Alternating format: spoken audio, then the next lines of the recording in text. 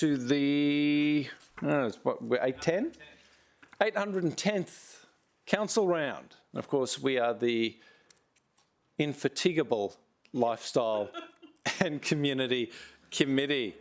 How is it pronounced, Councillor Owen-Jones? Councillor Gates is responsible for pronunciation. I'm chomping at the bit to hear. Councillor Gates. I know. I was triggering you. I think it's infatigable. Infatigable. I'm thinking about fatigue, infatigable. Okay.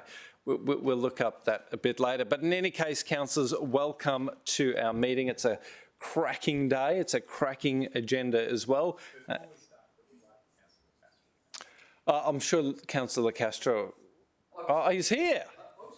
Look, the agenda's already there. Ah. So meeting ready for tomorrow. Great, councillors. So just having a quick squiz at the agenda, we have attendance and apologies. None have been provided to me. Director, I don't think we've received any through the Secretary. Neither have we any leaves of absence. Yep, have I conjugated that correctly? Here we go, leaves of absence. We'll have to deal with the confirmation of the minutes. Councillors, are there any conflict of interest declarations that will be made today? Is Councillor Tozer? He's not here. Hasn't arrived. So Okay. So we'll probably let the meeting run its course, and toward the end, if he's not here, then we'll note his apologies. Yep. Happy days. Yeah. Thank you, Councillor Owen-Jones. So 5.1 is presently starred. I don't suppose anyone wishes to unstar that item. 6.1 is similarly starred. Don't believe any councillor would like to unstar that. Park usage for community benefit policy. Now, I just want to clarify, councillors, that this policy has nothing, absolutely nothing to do with the issue of developers making arrangements with council in order to access public land to support the construction phase of their development. It has more to do with the coffee cut and the stand-up paddle shop that may pop up. But what I've done is, in order to clarify that point and give the community some confidence that we'll respond to their concerns, I have worked up a general business item concerning developer arrangements in public parks that will be dealt with in general business. That being the case, I just wanted to gauge from councillors whether you would like to star 6.2. As Chair, I've had the benefit of briefing. You have a question? Okay, we will leave 6.2 unstarred. 6.3 I propose starring because it's largely procedural. 6.4 is starred. I'm very comfortable with the item, having been briefed. Unless you have any questions on it, councillors, we might leave 6.4 starred. 7.1, similarly, is presently starred. 7.2 is currently unstarred, but I know we've all had the benefit of a meeting with city officers if we've had questions. Given that it's a closed matter, we don't have the ability to really ask questions in the open, because obviously that matter deals with procurement matters. Was there an appetite for us to go into close to ask further questions, or were we individually satisfied with the briefings we received? Great. Well, what I might do is leave that starred. So just so that we're on the same page, 5.1 will be starred, 6.1 will be starred, community usage for community benefit policy will remain unstarred, 6.3 will be starred, 6.4 will remain starred, 7.1 will be starred, remain starred, 7.2 will be starred. Okay, great. So we're all on the same page? Sorry, so you're adding a star to 6.3? Yes. Because it's procedural, we're merely deferring it further round, I'm Councillor. just checking my list. Okay. Just want to ask, are we sure that that item will be definitely back for the last meeting of the year? Well, that is the last meeting, the next one, isn't it? Through the chair, we're more. 90% sure that it will be okay, but we're 90%. we're 90% sure. Okay. Okay, thank you. I'm comforted, Okay. Councillor Castro. Yep. Yep. Wonderful. All right, Councillor Owen-Jones, you managed to track down Councillor Tozer? I haven't tracked down Councillor Tozer. He's at a medical appointment at the moment, so he Sure. will be an apology. Okay, great. So would someone like to move that the apology for Councillor Tozer be noted? Councillor Caldwell, seconded by Councillor Lacastre. I'll put that to a vote, councillors. All those in favour? All those against? That's carried unanimously. No leaves of absence, no... Okay, would someone like to move that the minutes of the previous meeting be confirmed? Councillor Gates. Do I have a seconder? Councillor O'Neill. I'll put that to a vote. Councillors, all those in favour? All those against? That is carried. We skip past 4, there being no conflict of interest declarations to be made. Sorry, Mr. Chairman. The just if you go back up to that recording of the apology, I think it was recorded incorrectly. Okay.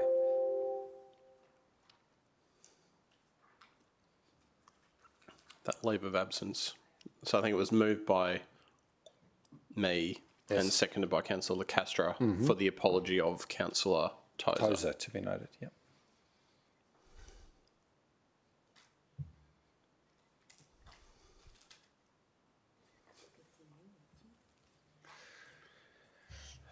Saves us trawling through the minutes later on for corrections.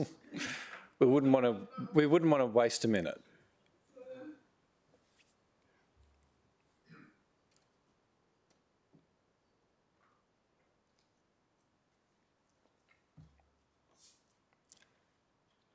All right, good to go. 4, we'll skip past. Councillors, we can now move the starred items, which I'm happy to do. Councillor Gates, you happy to second those items? And just to confirm, the starred items are 5.1, 6.1, 6.2, 6.3, 6. Sorry, not 6.2, 6.3. Thank you, councillors. 6.4. 7.1 and 7.2. All right, councillors, any questions on those? No, I'll put that to a vote. All those in favour? All those against? That is carried. Wonderful. Now, Councillor O'Neill, you had a question concerning 6.2. Shall we hear the question? And if it's simple enough, perhaps we can get an answer to that. I think Scott may respond. Thanks, If you want to Chair. take a seat. And you also have a question, Councillor Young. Great. Okay. Just through you, Chair. QE Park in Coolangatta is a premium destination park as per the policy. And then we talk about timing and considering peak holiday periods. QE Park, a destination park, but also our event space. So there's not a lot of infrastructure there apart from, electricity and services like that. There's been past events there that have been told by parks that they aren't allowed because of the timing, being school holidays and then the renovation of the park afterwards. I just would like to see an event space that doesn't really act as a park per se, be given a little bit more consideration for events, especially during the times, these COVID times, Coolangatta doing it so tough at the moment. Just trying to bring events to that space to support business down there too. So I guess this is all fairly broad in the policy, because when I talk about events and school holiday periods, it's sort of like a really sort of a strict, well, we need this period of time. So I guess I want some clarity about an event space as opposed to just a park area. Thank you, Councillor Gates, for your question. Through the chair, yes. Sorry? Oh, sorry. I'm sorry. Yeah, the question you bring up is a significant challenge. Obviously, we want to see as much economy driven through those event spaces at the moment, but also looking at maintaining the usage of that park for not only residents, but also working through those holiday school period times at the moment.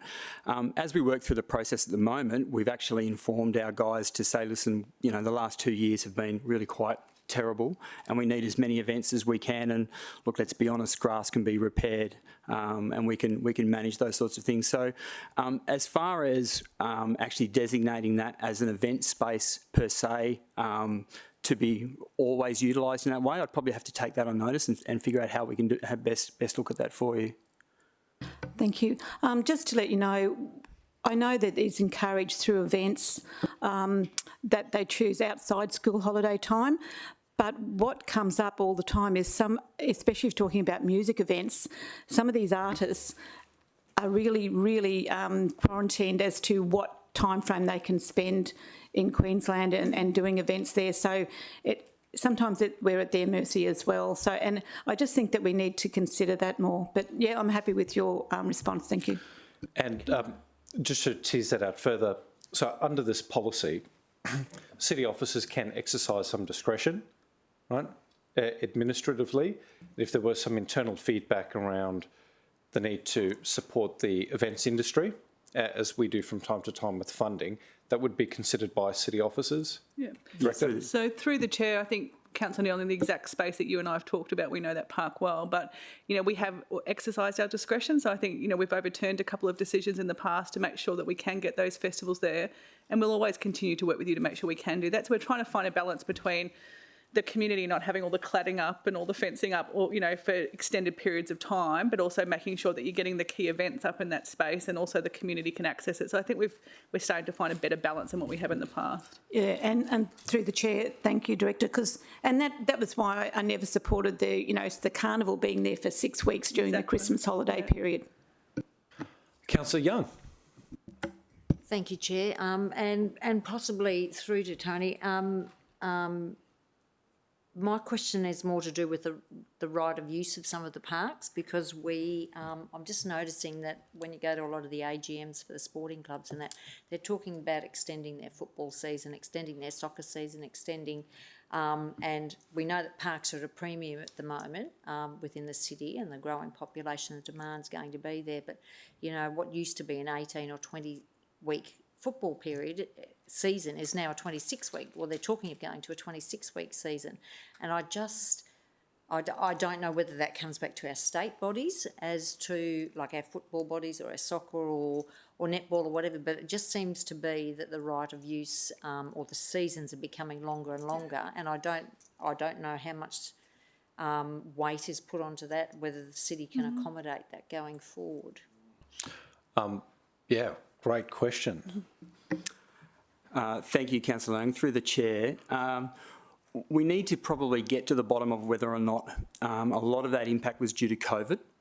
And obviously, as we came out of COVID restrictions, sporting associations, sporting organisations said, right, let's get back to play. Let's see how many of these competitions we can try and get wrapped up. So there was no doubt that those competitions did overlap significantly.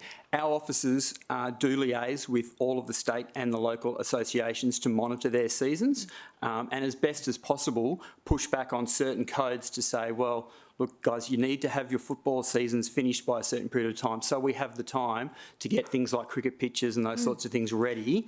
We know we need 2 to 4 weeks for those sorts of regeneration periods. So, yes, it's a challenge, but our officers do work with the local associations to manage that the best we can. And Councillor Young, I think that your point really underscores the need for us to invest in our existing sporting facilities, because merely installing lights, for example, can improve the carrying capacity for what we already have, not pushing, you know, the training of the second or third division team into a council park. Yeah.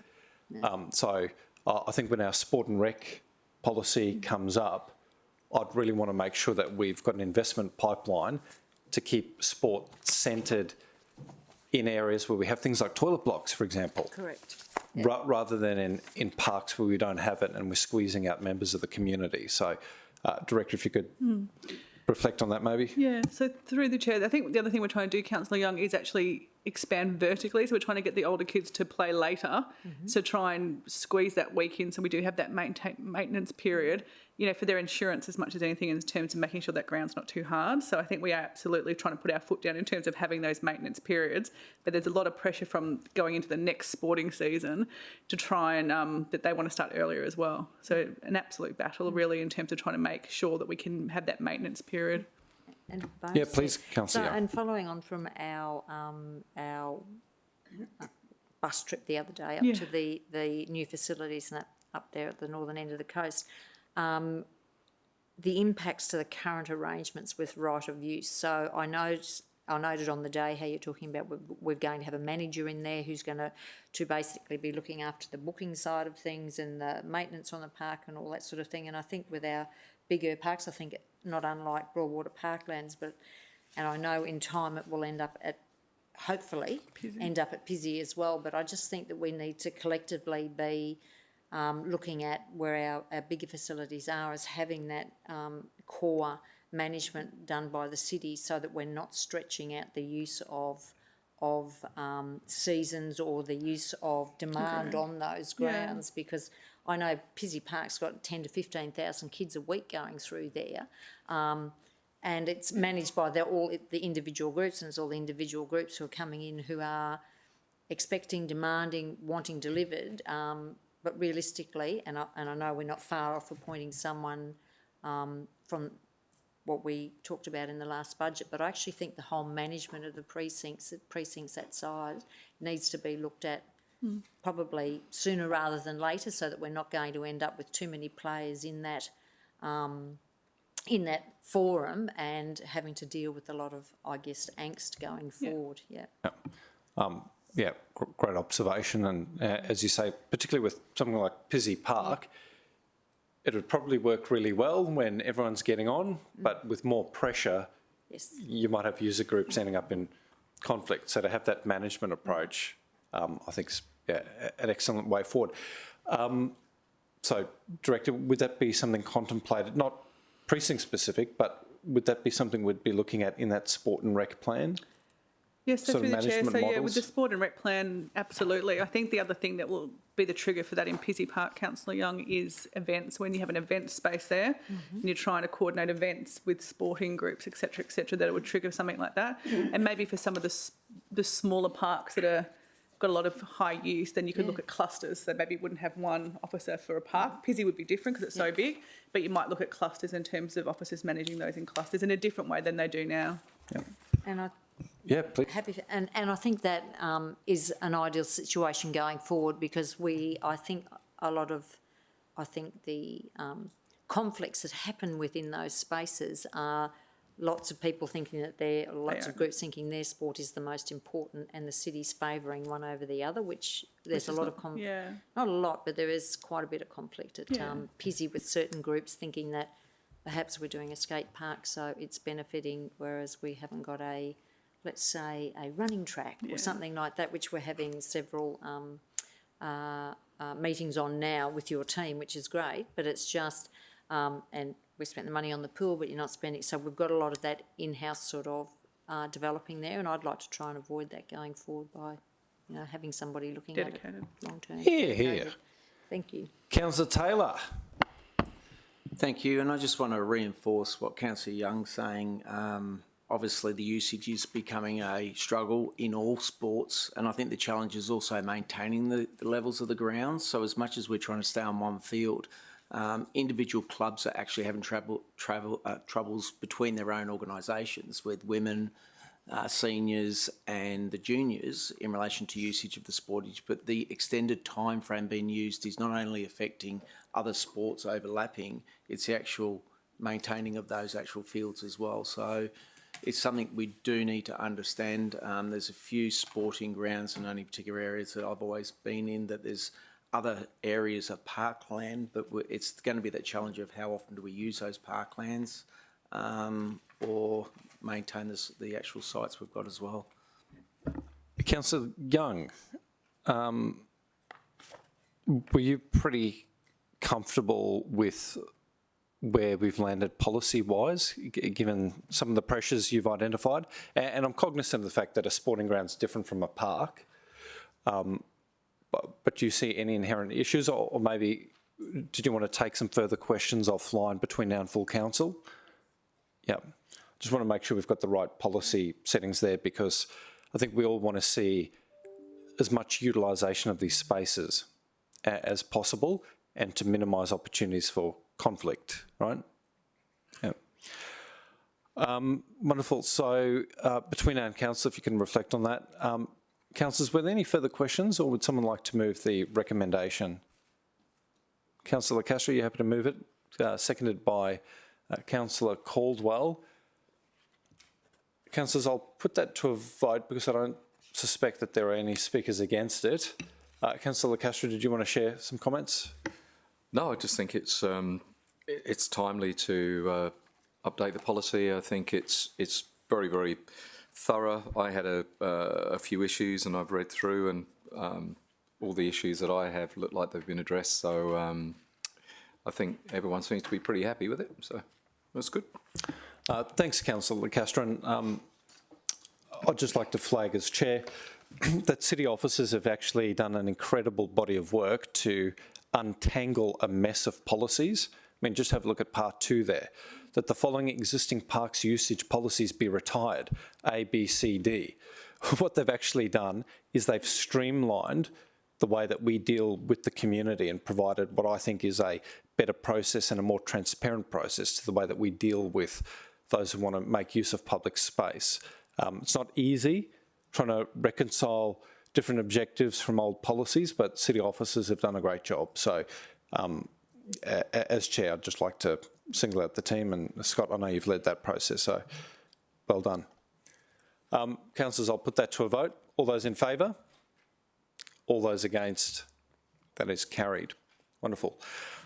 Councillors, we've run the course of the agenda proper. As I've foreshadowed, I do intend moving a general business item, which reads as follows. Thank you, gentlemen. I'm not sure if we have it ready to go, or I'm happy to. That a report be brought forward to Lifestyle and Community Committee on the park usage policy, temporary park occupation and traverse for construction purposes. 2, that the report outlines a process to include consultation of the divisional councillor and periodic updates on development activity in parks. And 3, that the report reviews the fees and bonds applied to developers using parks. You have to second that, Councillor Caldwell. So now that we have mover and second, and I'll be very brief here, councillors, but I think we all form the view that our parks and open spaces are there for community benefit, and when the community is excluded from the benefit of those spaces, it's only right that those who occupy the spaces are covering the cost of the social cost and the utility cost. Now, there's been a lot of conjecture in the media around council's approach to dealing with this issue, and there's been questions around whether local representatives are engaged in that process and whether the fees and bonds that do apply are being applied at the correct rate to meet community expectation, but also consistently so that developers rightly pay their way. The purpose of this recommendation is essentially to do nothing other than give the community the utmost comfort that we are alert to their concerns, and through minor tweaks to the existing policy, we can arrive at an outcome or a process that is more transparent, engages with divisional representatives so that there's a level of accountability to us all, and that we recover the true cost, the true social cost of park closures to ensure that the community is left better off and not worse off. These are minor tweaks, and it'll be up to city officers to review the status quo and present to us some options.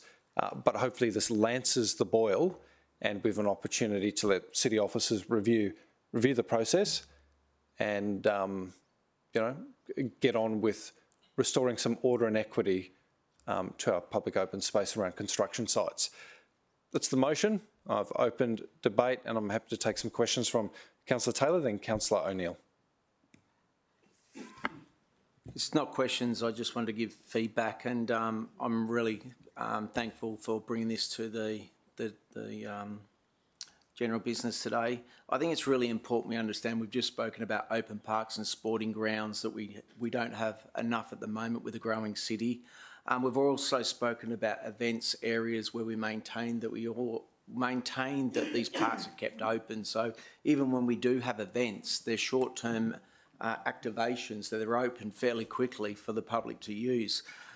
Look, Division 10 is obviously high density, and I think other areas of the Gold Coast are starting to feel the effects of the city growing.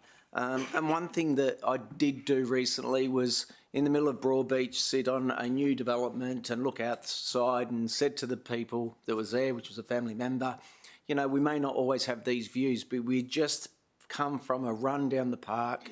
We'd been on the beach. We'd had activity through the place, and I said, where else in Australia we've got this lifestyle and we've got our parks to enjoy? And while we're growing, we must maintain that. So we are going through a growth spurt. I always say we're like a teenager still growing, but we need to ensure that these parks are maintained for the residents. Construction isn't 3 months, 1 month. It can be 2, 3 years. And we've got it in all our areas, and we're to make sure that these areas are maintained. Developers can build. You can go to any city around Australia or overseas, and cities, they can't have parklands. So they've got the ability to build their high rises and not use public amenities. So it's really important as a city that, no different to our sporting grounds and our events, that we maintain these lifestyles for the people living in the area. And when we are going through the growth phases we are at the moment, we need, more importantly right now, to ensure that these parks are maintained. So again, I thank you, Councillor and Chair, for bringing this to the table. And thanks for your input, Councillor Taylor. I just want to make it patently clear though, because I think it's important to draw out the intention of any motion, that this outcome would not necessarily preclude somebody from engaging with council to make use of public open space when it is absolutely necessary to support construction, which is important because one way you utilise public open space is by giving more people an opportunity to be on the doorstep of that public open space. So I totally agree with you. We need to be cautious when providing approvals. Absolutely, we need to be cautious, and we need to put more pressure on applicants to take advantage of different construction methods in order to contain as much construction activity on site as possible. But what this motion does is acknowledge the fact that sometimes that's not possible. And when it is not possible, we want to make sure that we're dealing with those applications in a way that is absolutely transparent and absolutely consistent and is open to the community. So it's not a wholesale change in our approach, but I feel as though by exposing this information more openly, there'll be more pressure, I think, on applicants to try and reduce their footprint in the public realm. But ultimately, we're not necessarily precluding it. So I just wanted to make that point absolutely clear. You know, it's great when it can be contained on site, but not always possible. But we want our pound of flesh as well. Councillor O'Neill. Thanks, Chair. And you probably opened up what I was going to say. I think we need to highlight the difference between open space and park areas and streets and car parks and footpath closures, because it's inevitable that with the amount of constructions going on in key areas, you will have some road closures, you will have some footpath closures. And in my area, a very tight area of Rainbow Bay, recently part of the construction management plan for a development down there was to actually negotiate with the developer to use some of the council car park area. And honestly, I think that's a really good idea for that particular space, because it would have meant pandemonium on street parking apart from that. So I think I think everything's been lumped together with the public making comments about the open space area. Now that sort of got involved with footpaths, road closures, car parks. We've got to highlight the difference that we're really looking at open space and park areas. Thanks. Yeah, thanks, Councillor O'Neill. And, you know, as you say, some spillover from site is inevitable, and we can't be in a position where the sector grinds to a halt because they've been wholly contained on site.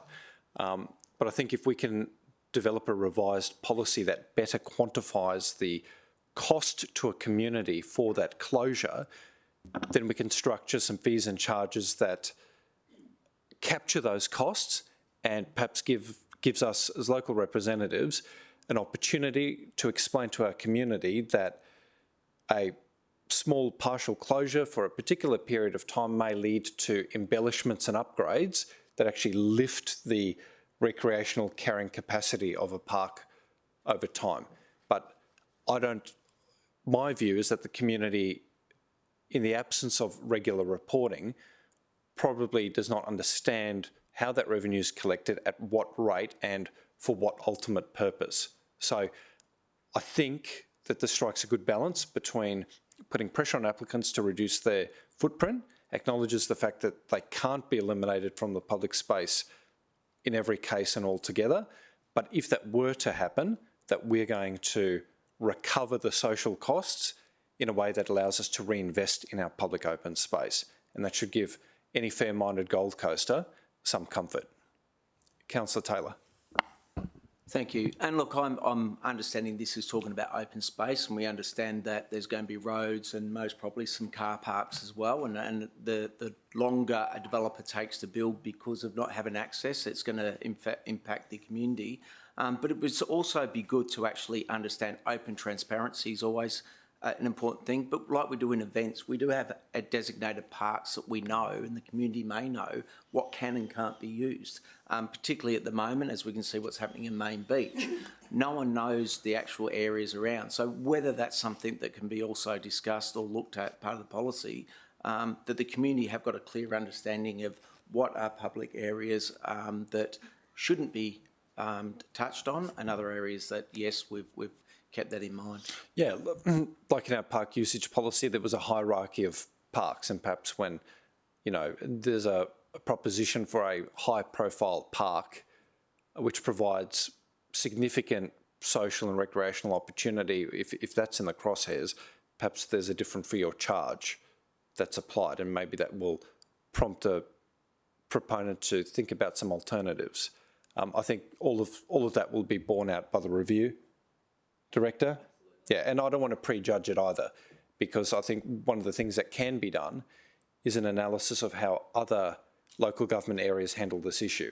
And as you say, in inner city locations where you have significant development, you're probably not seeing the sort of, I don't want to call them public place shutdowns, but you're not seeing as many closures as we may see. Councillor Caldwell. I just wanted to speak briefly for it because I think we're all well and truly on the same page, but thank you for bringing it to your committee today, because clearly there's been some examples in the very recent past where I feel like the public interest balance has not quite been met, and that's been reported in the media, and I think that came as a surprise to some of us that those particular terms of tenure had been granted. And I feel like the general population of the Gold Coast expect fair play, and I think things have just moved a little bit to be unfair to the general public in terms of the access to the parks and the usage of the parks.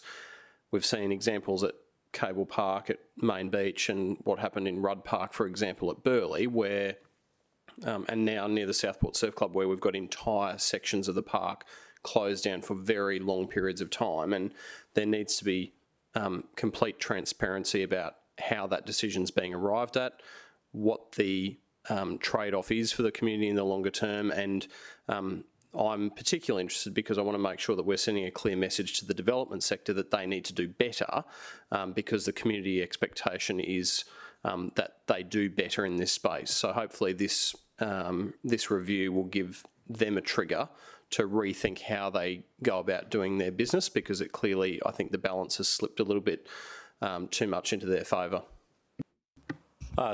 Thanks, Councillor Caldwell. And I'll reflect on the approval for a development at Varsity Lakes, which I won't name. But but the council in its wisdom did something that it had never done before, and that was to ban construction-related traffic from an entire traffic management area. It's about 78 streets. And you know what?